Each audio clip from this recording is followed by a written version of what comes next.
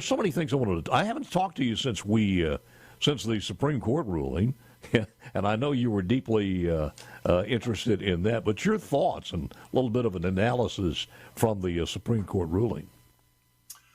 Well, obviously the abortion ruling you're talking about, which was Mississippi's case, and the thing is that what it did was it returned authority to the people, to the states, to make decisions through our elected officials. And it's funny that there's so much protesting. This really was absolutely a return of authority to the people. And people in the state of Mississippi, if a majority, even if 99% had wanted to protect unborn babies under Roe versus Wade, we really couldn't. Now the state can. And if people want to go the other way, elect people that way. Yeah. But it's back to that kind of a decision.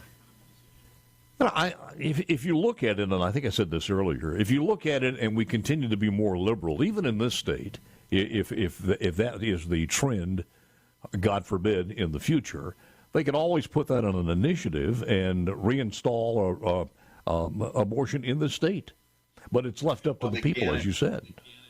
Yeah, they can, and there's federal legislation actually trying to do that legislatively at a federal level. We'll see how that goes. They'll set up some interesting battles. It is, yeah. Dick's Sporting Goods is one of the places that I think there's a lawsuit filed against it.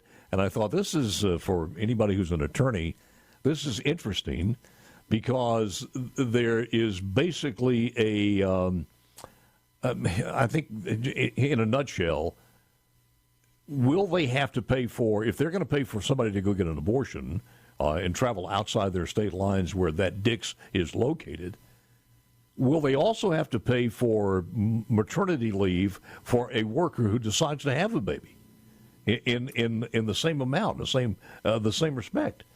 And to me, as a non-lawyer, it sounds like it's got some legs. Well, it's an interesting argument. I think giving benefits to one person doesn't necessarily mean they have to be given to another. But I do think you have to understand the business side of why Dick's and others are doing this. They've figured out they're going to save costs. It's cheaper for their employees to abort their babies than to deal with the parenthood kind of thing. It's a business calculation, which makes it a little more crass than I think some people try to sell this as. Yeah, and I mentioned this also somewhere down the line when that co-worker is celebrating a shower because they're having a baby, and then they're looking at it, and that mother's going to be a little remiss that she did what she did. It's going to hit in her head, wait a minute, these guys in the front office coerced me into having an abortion so I don't miss work.